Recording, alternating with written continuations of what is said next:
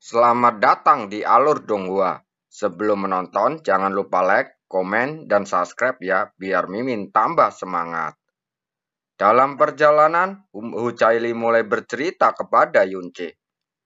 Di awal abis, bumi lahir belum terbentuk, dan debu jurang yang jauh lebih menakutkan daripada sekarang, menyebabkan banyak dewa sejati secara bertahap jatuh.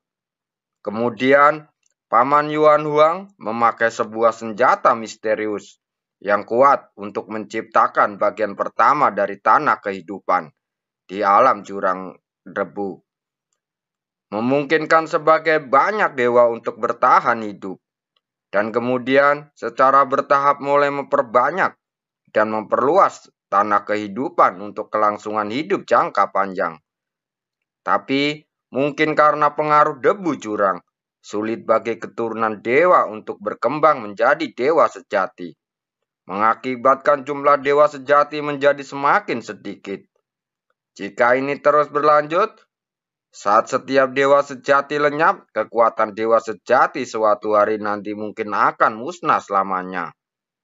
Jadi, Kaisar Yuan memilih 7 dewa sejati yang paling cocok, mengambil sumber dewa sejatinya sebelum jatuh, dan kemudian menciptakan 7 inti dewa melalui 7 inti dewa menggunakan senjata misterius. 7 inti dewa inilah yang menciptakan 6 kerajaan ilahi besar yang berlanjut hingga hari ini. Yun Chen mendengarkan dengan cermat cerita Huacaili lalu bertanya, "Jika saya memahaminya dengan benar, setelah setiap generasi dewa sejati turun tahta, yang mewarisi inti dewa sejati bisa langsung menjadi dewa sejati berikutnya." "Benar, kakak Yun sangat pintar," puji Huacaili. Yunce sedikit mengerutkan bibirnya. Model warisan ini pada dasarnya sama dengan warisan di alam para dewa. Namun meski demikian, metode pewarisan alam para dewa memang berasal dari para dewa kuno. Namun, yang salah satu kekuatan master ilahi, dan yang lainnya adalah kekuatan dewa sejati. Meskipun metodenya serupa, tingkat dan kesulitannya juga sangat berbeda. Namun, warisan ini tentu saja tidak biasa. Huacaili memegang lengan Yunce, lalu bersandar padanya dan melanjutkan. Tidak hanya darah harus serupa, energi pun harus cocok, tetapi juga yang paling penting, keilahiannya. Saya pernah mendengar tentang keilahian, tapi saya tidak tahu apa itu. Pertama kali Yunce mengetahui kata keilahian, bukan dari jurang maut, tetapi dari Ciwoyo. Tapi hanya tahu sedikit tentang itu. Saya hanya tahu bahwa jika Anda ingin membawa kekuatan dewa sejati, Anda harus memiliki setidaknya 8 poin keilahian. Huacaili berpikir sejenak lalu menjelaskan. Setiap orang memiliki 54 lubang meridian yang akan terbuka seiring dengan peningkatan tingkat kultivasi mereka. Setelah semua meridian terbuka, perubahan halus akan terjadi di dalam pembuluh darah misterius. Seperti lebih banyak lagi jumlahnya dunia kecil yang mandiri. Sebagian besar praktisi memiliki 3 hingga 5 poin keilahian, dan sangat sedikit yang memiliki lebih dari 5 poin. Dan jika Anda ingin menjadi pewaris dewa, kerajaan dewa, Anda harus memiliki setidaknya 8 poin. Jika Anda tidak memiliki cukup keilahian dan memaksa menerima warisan dewa sejati, dan akhirnya gagal karena tidak mampu menerima kekuatannya. Akibat dari kegagalan seringkali sangat tragis. Seluruh kultivasimu akan terhapus seluruhnya, atau bahkan terbunuh secara langsung. Tetapi ada salah satu kerajaan dewa yang berhasil. Dia menggunakan tubuhnya dengan hanya 7 poin kekuatan ilahi untuk secara paksa menerima inti dewa, dan akhirnya berhasil secara ajaib. Tetapi itu bukan tanpa biaya, dan nama negaranya diubah menjadi malam abadi karena dia kehilangan penglihatannya selamanya. Pada titik ini, Huacaili tiba-tiba berkata dengan emosi, Saya mendengar bahwa di dunia tersebut, tanah suci abadi, umur dewa sejati sangat panjang, lebih panjang dari sejarah jurang maut. Tapi, umur dewa sejati yang membawa sumber ilahi akan diperpendek. Umur terpanjang para dewa di masa lalu tidak melebihi 50.000 tahun. Hah? Yuchen berkata setengah kaget. Apakah karena kamu takut jika mewarisi kekuatan suci di masa depan, kamu tidak akan hidup lama? Benar, Wu Caili mengangguk dan mengakui. Aku ingin mewarisi kekuatan suci dari ayahku lebih awal, agar aku selalu bisa melindungimu. Oleh karena itu, umurku juga akan diperpendek. Dia menatap Yunce dan nadanya sangat serius. Jangan memikirkan hal-hal aneh ini. Yunce tersenyum dan menggelengkan kepalanya. Apakah aku terlihat mudah untuk diimitasi? Tapi aku hanya ingin tinggal bersamamu untuk waktu yang lama. Hua Caili mengguncang lengan Yunce dan kemudian berbisik. Alangkah baiknya jika aku memiliki tubuh 9 Huan yang indah. Langkah Yunce menjadi kaku. Selama beberapa saat, kemudian dia bertanya, apa itu tubuh 9 Huan yang indah? Bakat yang sangat ajaib yang hanya dapat muncul pada wanita. Hua Caili berkata dengan penuh kerinduan. Yang keilahian disebut si kecil dalam pembuluh darah misterius. Sebenarnya itu tidak begitu akurat. Namun, seseorang dengan tubuh 9 Huan yang indah sebenarnya memiliki dunia kecil yang disebut dunia indah di dalam pembuluh darahnya. Keberadaan dunia indah ini memiliki kemampuan untuk membawa dan mengendalikan energi yang dalam jauh lebih unggul daripada yang lain. Dikatakan bahwa ada orang dengan tubuh indah 9 Huan, meskipun mereka tidak memiliki pembuluh darah misterius yang serupa. Tapi ketika kultivasi mencapai ranah kepunahan ilahi, dia dapat secara langsung menerima inti dewa sejati apapun. Dan dia tidak akan menderita kematian karena menerima kekuatan dewa sejati. Malah masa hidupnya akan bertambah lebih lama. Yunce terlihat terkejut. Ada hal yang begitu ajaib di dunia ini. Fisik ilahi benar-benar menakjubkan. Lalu, adakah orang dengan tubuh indah 9 Huan di dunia ini? Dikatakan bahwa di zaman kuno, satu orang akan muncul dalam puluhan ribu tahun. Sejak saat itu, ada satu orang yang menghilang dan tidak pernah muncul ke sebelumnya. Tentu saja, mungkin saja dia adalah menyembunyikannya dengan seluruh kekuatannya dan tidak berani memberitahu siapapun. Mengapa? Karena Hua Caili sedikit malu untuk mengatakannya, tetapi masih berusaha keras untuk mengatakannya. Dikatakan bahwa orang dengan tubuh indah 9 Huan adalah paling cocok untuk berkultivasi ganda. Mereka yang memiliki tubuh 9 Huan yang indah telah muncul dalam sejarah, akan dirampok oleh orang-orang kerajaan dewa. Kebanyakan dari mereka akan berakhir sangat buruk. Orang dengan tubuh indah 9 Huan akan melepaskan energi mendalam yang spesial. Seperti putaran pada tahap awal kultivasi, sangat mudah untuk didentifikasi. Tapi selama Anda mencapai alam dewa, aura khusus ini dapat disembunyikan sepenuhnya. Jenis bakat seperti ini seharusnya mereka lahir dari kerajaan dewa. Jika tidak, dia harus mencoba yang terbaik untuk menyembunyikannya. Dan tidak akan berani menunjukkannya. Memang, Yunce berkata dengan pandangan yang dalam. Orang yang lemah selalu bersalah dan dianggap sebagai kejahatan. Itu benar, mata Hua Caili tiba-tiba berkilat. Kakak Yun, apakah Anda ingin memeriksanya diri sendiri? Saya akan memberitahu Anda metodenya. Ini sangat sederhana. Lebih baik tidak perlu.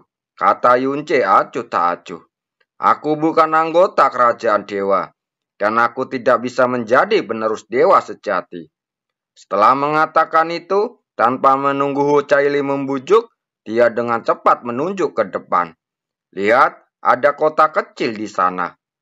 Kami harus pergi ke sana untuk mencari tempat untuk berlatih. Jarak dari lautan kabut lebih dari 10 hari. Namun tempat ini juga terbagi menjadi tinggi dan rendah. Semakin dekat dengan kerajaan dewa, semakin lemah debu jurang. Semakin tinggi status dan levelnya, dan semakin kuat secara alami berkumpul bersama. Sesampainya di kota, Yunce menyewa tempat peristirahatan. Selama 300 jam dengan 10 kristal jurang kecil. Tempat beristirahat semacam ini sebenarnya adalah ruang kecil yang mandiri, yang dapat mengisolasi sebagian besar debu jurang. Tempat ini disewakan kepada praktisi yang perlu beristirahat atau yang menyembuhkan lukanya. Bagi Yunce dan Hucaili, ini adalah tempat yang relatif sepi untuk berlatih. Keduanya tidak melepaskan kekuatan mereka yang dalam dan tidak menggunakan senjata. Hucaili hanya menggunakan jari sebagai pedang. Energi pedang yang terhunus masih seterang bintang di langit. Yunce hanya bertahan. Dia menggunakan jari-jari untuk membagi gerakan dan menggunakan kekuatannya untuk berubah menjadi pedang panjang. Meskipun dia telah meninggalkan lautan kabut, dan Hucaili membuat terobosan alam besar, Yunce tidak mengendurkan latihannya. Pasalnya, ia masih dalam proses membuat kesepakatan dengan ayah dan bibinya. Dengan Hua Qingyi di sisinya, dia tidak boleh hanya menuruti hasrat pria dan wanita. Dengan Hucaili, jika tidak, dia akan merasa cicit. Pada saat ini, cahaya ilahi tiba-tiba muncul melalui mata Hucaili. Dia mengulurkan tangannya yang putih dan pedang Liyun terbang ke jari-jarinya, menusuk dengan ringan. Tidak ada suara pedang, tidak ada aura pedang. Apa yang Yunce rasakan hanyalah ada dan tidaknya jalan, tetapi itu menyebabkan sedikit rasa dingin di jiwanya. Dia mundur kemudian berhenti di udara. Karena pada saat ini, 9 sinar pedang muncul dari udara tipis di sekitar tubuhnya. Semuanya menempel di tubuhnya dan menghalangi semua gerakannya. Adegan ini membuat pandangan Hua Qingyi menegang dan memandangnya untuk waktu yang lama. Dengan teriakan lembut, semua energi pedang menghilang begitu saja. Kegembiraan yang mendalam muncul di wajah Hucaili. Dia melihat pedang Liyun di tangannya dan tiba-tiba bergegas menuju Yunce lalu memeluk erat. Kakak Yun, aku akhirnya bisa mengendalikan pedang pertama Zetian dengan sempurna. Bagus sekali, bagus sekali.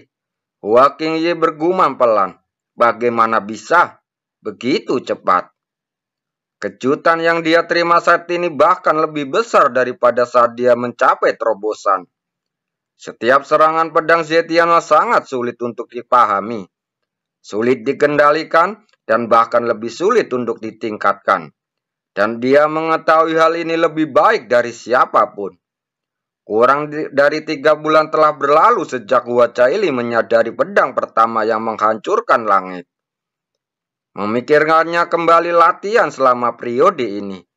Sejak dia bertemu Yunce, kekuatan pedangnya dan niat pedangnya menjadi begitu ringan dan bersih, dan hati pedangnya tampak cerah. Inti pedangnya cerah. Sepertinya dia benar-benar menemukan alasan untuk memegang pedang. Yunce, jangan mengecewakannya. Dia belum menyadari bahwa pikirannya sebenarnya adalah semacam pengakuan terhadap Yunce. Setidaknya, ketika harus memilih antara Yunce dan Dian Yunshi, dia secara tidak sadar condong ke arah Yunce. Seperti yang diharapkan dari Cailiku, Yunce memuji sambil tersenyum. Ayahmu akan bersemangat untuk waktu yang sangat lama ketika dia melihatmu. Aku akan memberimu hadiah. Di telapak tangannya muncul kelinci salju kecil, memancarkan aroma kue beras. Lucu sekali. Hucaili mengangkatnya dan kegembiraan di matanya. Apa nama binatang kecil ini? Kelinci salju, Yunce berkata. sejenis kelinci.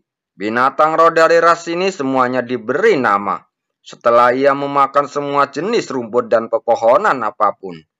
Ini benar-benar lucu. Dia melihatnya dengan serius. Pasti sangat enak. Setelah dia selesai berbicara, dia menggigitnya, dan aromanya segera memenuhi jiwanya. Setelah keluar dari lautan kabut, Yunce akan membuat kejutan untuknya setiap hari dan selalu hal yang baru. Khususnya, makanan yang dia buat dengan bahan-bahan biasa dari tanah mentah, tidak kalah dengan harta tanah suci. Enak sekali, Wucaili berkata dengan genit. Lalu tiba-tiba berjinjit, memasukkan sisanya ke dalam mulut Yunce. Aku akan memberi pantatnya. Baiklah, Yunce tersedak. Mulutnya penuh dengan menelan dalam satu tenggukan. Dia berbalik, dan di tengah seruan Wucaili, dia melemparkan langsung ke tanah. Dengan agresi yang tak terselubung di matanya. Aku ingin memakanmu lebih banyak lagi sekarang. Tidak, tidak apa-apa. Pipi Wucaili langsung memerah. Dan suaranya malu-malu. Bibi tahu cara mengintip. Saat Yunce hendak berbicara, Wucaili diam-diam mengangkat tangannya. Dan langsung membentuk formasi pedang isolasi di sekitarnya. Lalu memeluk leher Yunce dengan erat. Dengan cara ini, Bibi tidak akan bisa melihatnya. Kakak Yun adalah milikku. Tidak ada yang diizinkan melihatnya. Awan merah muda perlahan menyebar dan mewarnai lehernya. Matanya yang indah tidak berani menatap Yunce, tapi kakinya diam-diam menelikat di penggangnya, merasakan kontak mulus dengannya. Hua Qingyi mundur, dan setelah perubahan ekspresi yang rumit, dia perlahan menghela nafas. Bencana naga kilin di abis membuatnya tidak berani bersantai sama sekali tentang keselamatan Wucaili, dan dia tidak akan pergi terlalu jauh. Setelah sekian lama, dia mengira mereka berdua sudah berakhir. Di bawah pantauan indera spiritualnya, dia melewati formasi pedang. Tapi dia mendengar suara Wucaili yang mendesah lembut. Indera spiritualnya tiba-tiba ditarik kembali seperti sengatan listrik. Jantungnya yang juga kehilangan beberapa nafas. Dia masih tidak bisa membayangkan bagaimana reaksi terhadap Yunce jika Hua Funshen mengetahui Caili telah kehilangan keperawanannya. Setelah beberapa waktu berlalu, lihat, nama pria ini adalah Hyo Shuai, dan wanita ini bernama Hyome. Ayah Hyo Shuai menyelamatkan nyawa Hyome, dan ayahnya meminta Hyome untuk menikahi Hyo Shuai ketika dia dewasa untuk menebalas anugerah penyelawatan nyawanya. Doa boneka kayu di tanah dimainkan oleh Yunce dan menceritakan kisah aneh kepada Wucaili. Tapi Hyo Shuai terlahir dengan cacat pembuluh darah. Tapi Hyome sangat berbakat. Jika mereka berdua menikah, akan dikatakan bahwa mereka seperti mengalami delusi.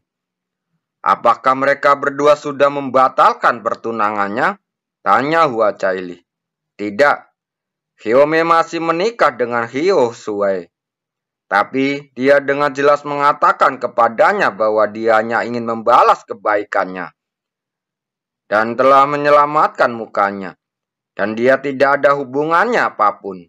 Terlebih lagi, keduanya segera berpisah setelah menikah. Kemudian, Hyose menemukan cara untuk memperbaiki pembuluh darah mendalam. Lalu berlatih keras, menjalani petualangan yang tak terhitung jumlahnya. Dan akhirnya bertemu Hyome lagi sesuatu hari nanti. Dan kemudian mengalahkannya, membuktikannya kepadanya bahwa dia layak untuknya. Dan tidak hanya membalas budi atas kebaikan dan belas kasihan pihak lain.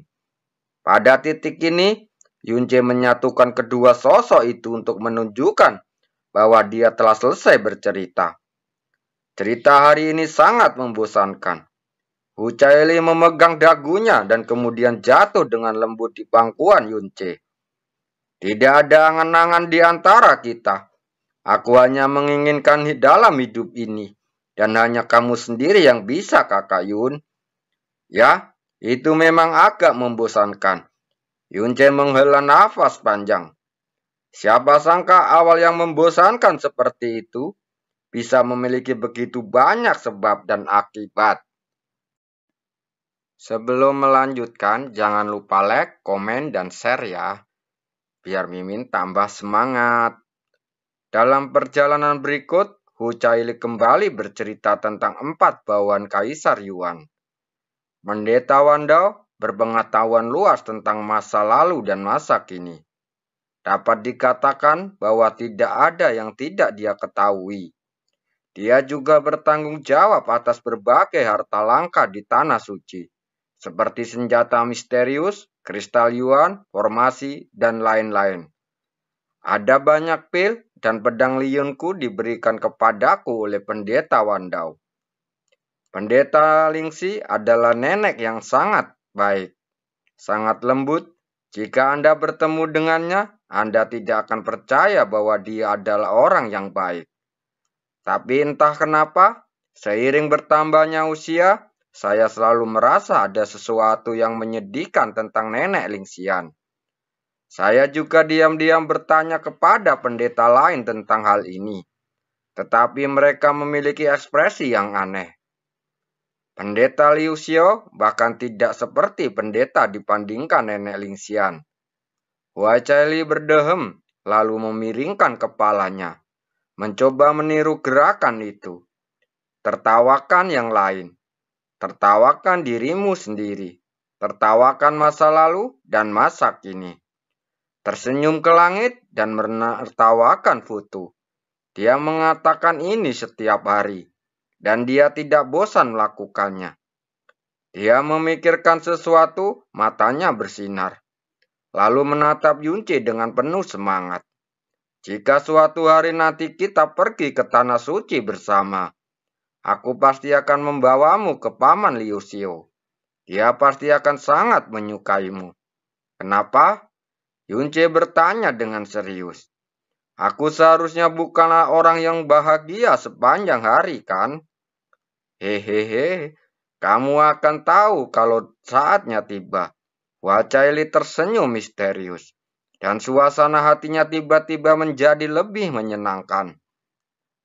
Karena jika dia menenangkan hati seorang pendeta, perlawanan antara dia dan Yunce pasti akan menjadi jauh lebih kecil.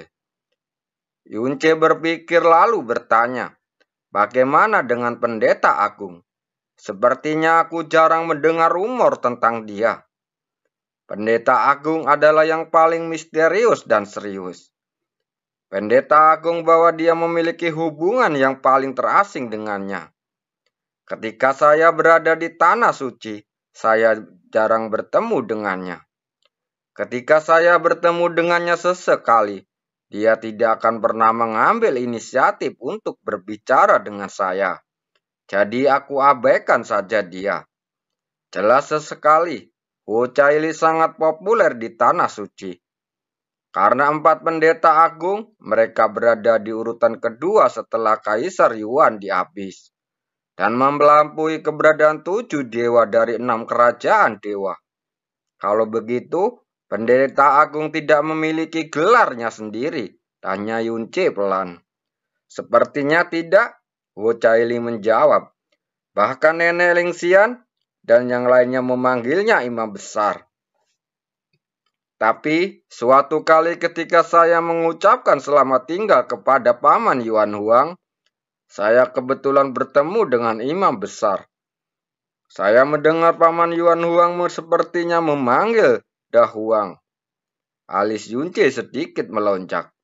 Pendeta alam liar besar kedengarannya aneh.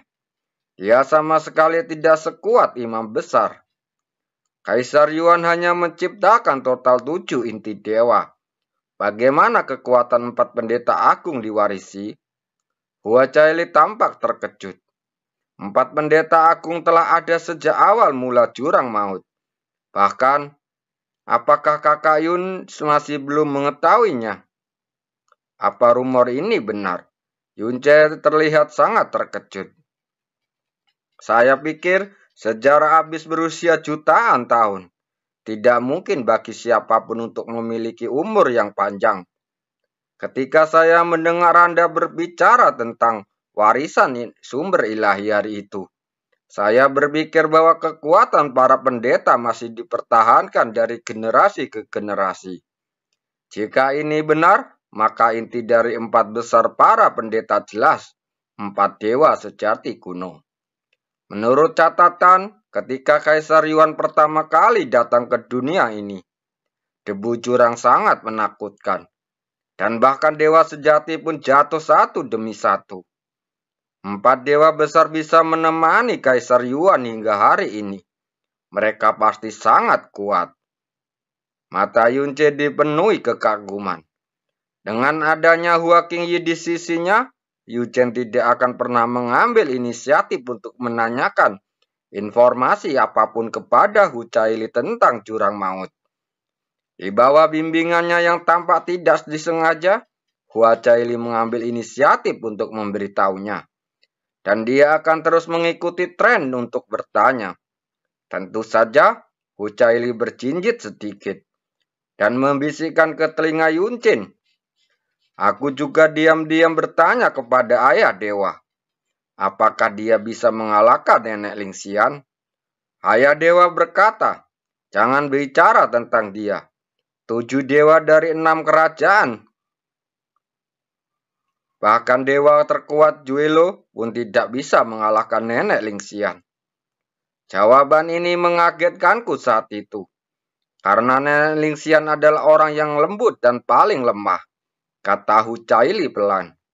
Saat ini Yunce tidak terkejut mendengar semua itu. Bagaimana mungkin menjadi dewa dengan sendiri dan menjadi dewa secara paksa dengan kekuatan inti dewa? Mereka berjalan santai dan perlahan mendekati Kaisar Ilahi Zetian. Jurang besar abu-abu tak berujung, tapi sepertinya hanya ada 2 yang tersisa di dunia. Apalagi kalau Hu Caili terlalu obsesi terhadap Yunce. Bisa dikatakan semakin hari semakin bertambah mesra, hingga sering melupakan keberadaan Hua Qingyi. Daerah yang lebih maju pada dasarnya berafiliasi dengan kerajaan ilahi Zetian. Negara-negara yang berafiliasi atau sekte yang berafiliasi ini akan menawarkan upeti dalam jumlah yang cukup kepada kerajaan ilahi Zetian setiap tahun. Yuan Jing, dewa kerajaan ilahi Zetian akan melindungi mereka. Dan juga akan mengirim seorang untuk menyusun kembali penghalang untuk melawan debu jurang setiap 10 tahun. Dan kadang-kadang memilih beberapa praktisi muda dengan kualifikasi yang cukup untuk dimasukkan ke dalam kerajaan dewa. Suara Hu Caili tiba-tiba berhenti, dan dia melihat ke depan. Wajahnya penuh keterkejutan dan keraguan. Ada apa? Yunce melihat ke samping bertanya. Nafas ini, saat indera spiritualnya dilepaskan, keraguan berubah menjadi kepastian. Ini nafas King Qio. King Qio? King Qio ini adik bungsuku. Hua Caili meraih pergelangan tangan Yunce. Meskipun ada yang termuda, dia masih berusia 80 tahun. Dan dia benar datang ke sini. 80 tahun? Yang paling muda? Dan Hua Caili menggunakan keilahiannya pada usia sekitar 10 tahun. Berdasarkan perhitungan ini, itu yang membuat Hua Qingzhen tergila-gila. Kakak Yun, ayo temui dia. Saat Hu Caili hendak berdiri, dia ditarik oleh Yunce. Tunggu sebentar. Menghadapi pandangan Hu Caili ke belakang, Yunce segera menjelaskan. Hubungan di antara kita sebaiknya jangan biarkan orang lain mengetahuinya. Saya mengerti. Sebelum Yunce bisa menjelaskan terlalu banyak, Hu Caili berkata dengan serius. Jika diumumkan secara langsung, itu akan langsung merobek wajah kerajaan ilahi Shenlu. Merusak kredibilitas ayah dewa dari kerajaan ilahi Zetian. Ayah dewa harus menjadi orang pertama yang mengetahuinya. Setidaknya, biarkan dia memiliki cukup waktu untuk bereaksi dan menerimanya sebelum dia dapat memikirkan cara untuk menghadapinya. Dia mengatakan ini dengan bijaksana. Dari awal hingga akhir, dia tahu apa artinya bersama Yunce. Tapi dia tidak pernah menoleh ke belakang. Oke, Yunce tersenyum. Dan tanpa mengucap sekata-kata pun, dia dan Hu Caili terbang menuju kota di depan. King Kyo sangat berwatak lembut dan berkelakuan baik. Ketika saya kembali ke kerajaan dewa dari tanah suci, ketika saya berumur 10 tahun, dia masih bayi kecil berumur 4 atau 5 bulan. Dia sangat manis, jadi aku selalu memiliki hubungan yang baik dengan adik laki-laki ini. Aku hanya tidak tahu kenapa. Sepertinya dia terlalu menyukaiku. Kata-kata Hu Caili membuat Yunchen tersenyum penuh arti. Itu berarti saudaramu, penampilan aslinya berbeda dengan apa yang kamu lihat. Maksudmu? Tanya Hu Caili. Saat mereka mendekat dengan cepat, aura yang dicari Hu Caili muncul di hadapannya. Auranya begitu kuat dan flamboyan, sehingga mustahil untuk tidak menyadarinya. Yunce berhenti lalu berkata, "Jika kamu pergi ke sana sekarang, kamu mungkin bisa melihat wajah yang lain." Hu Caili berpikir sejenak, menahan nafas, dan mendekat tanpa suara. Terdengar suara keras dan sesosok tubuh ditampar beberapa meter jauhnya, disusul dengan makian. "Dasar pecundang, berani sekali." Pria yang terlempar itu mengenakan pakaian mewah dan memiliki status dan kultivasi tinggi. Tapi dia tidak berani menunjukkan kemarahan apapun. Dibalik dengan panik, tetapi tidak berani berdiri di depannya. Putra Dewa Hyo harap tenang. Bahkan jika ini memiliki keberanian, dia tidak akan berani untuk tidak menghormati putra Dewa Hyo. Semua tetua dan murid di sekitarnya terlihat jelek, tetapi tidak ada yang berani untuk bergerak maju. Huang Qingqiao berjalan maju ke perlahan dan menatap pria parubaya yang setengah berlutut dan tidak berani bangun. Tidak punya nyali, sekarang saya telah mendapatkan kristal abis mendalam merah. Tapi alih-alih memberikan langsung kepada saya, malah memberikan kepada ayah saya. Akibatnya, ayah saya memberikannya kepada wanita jalang itu, Walingxi. Tidak, Master Sekte Yin dengan cepat menjelaskan. Yin memberikan kontribusi khusus ketika dia mempersembahkannya kepada putra Dewa Hyo. Siapa tahu, Hua Qingqiao menendang dengan keras, menjatuhkan Master Sekte Yin ke tanah. Idiot, matanya seram dan kata-katanya setajam pisau. Setelah persembahan dimasukkan ke dalam bendaharaan, hanya ayah dewa dan master pedang yang memiliki keputusan akhir mengenai untuk siapa kristal jurang. Satu kristal jurang mendalam merah bernilai 100. Jika Yuan Jing, apakah kamu benar-benar berpikir bahwa aku tidak memahami pikiranmu?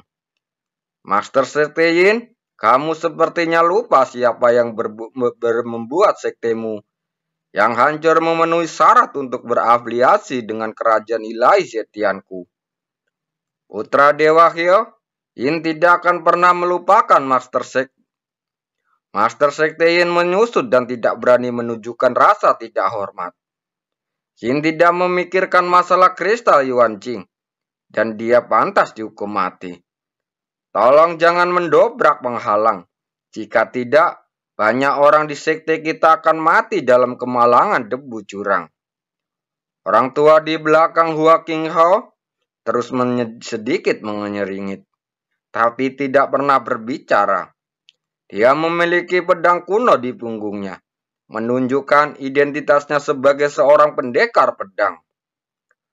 Hua Qingqiao memiringkan matanya dan berkata dengan dingin, Saya tidak bisa melakukan hal seperti membunuh semua orang dalam persahabatan. Master Sekteyin, saya akan memberi Anda kesempatan. Dalam 100 tahun, saya tidak peduli metode apa yang Anda lakukan. Mencari, beli, mencuri, atau merampok, atau apapun. Kamu harus menyerahkan kristal jurang mendalam merah ke tangan putra dewa ini. Apakah kamu mengerti? Wajah pemimpin sekte Yin menunjukkan kepahitan yang dalam. Tetapi dia tidak berani membantah. Menundukkan kepalanya lalu menjawab, "Ya, Yinmo akan mencoba yang terbaik." Bagus sekali. Selain itu, Hua Qinghyo tiba-tiba mengalihkan pandangannya dan melihat ke ujung kerumunan. Seorang wanita yang lembut dengan ekspresi ketakutan di wajahnya. "Putri kecilmu sangat cantik. Suruh dia temani aku malam ini." Pemimpin sekte yang tiba-tiba mengangkat kepalanya, dan wajahnya langsung merasa sakit dan ketakutan. "Putra Dewa Hyo, semua salah Yin. Ini tidak ada hubungannya dengan gadis kecil itu. Tolong lepaskan dia." Master Sekte Yin ditampar dan terpental kembali. Hua Qinghyo menggoyangkan telapak tangannya lalu mencemooh. "Pecundang, putra dewa ini telah jatuh cinta pada putrimu. Ini adalah anugerah. Kamu tidak tahu apa yang terbaik untukmu. Menurutku, apakah kamu masih hidup?" Sebelum dia selesai berbicara, matanya tiba-tiba menjadi membeku. Dalam pandangannya saat ini, seorang wanita perlahan mendekat. Dia memiliki sosok ramping dan menggunakan gaun putih sederhana. Dia tidak dihiasi dengan manik-manik kaca, tapi aura keangguanan tiada tara yang membuat orang-orang jatuh ke dalam mimpi sejenak. Meskipun wajahnya ditutupi kain kasa putih dan wajahnya setengah tersembunyi, kulitnya seperti batu giok dan matanya seperti bintang. Seperti cahaya ilahi terindah di dunia. Dia tertegun selama beberapa tarikan napas. Lalu tenggorokannya tiba-tiba mengeram. Dan cahaya aneh yang muncul dari matanya.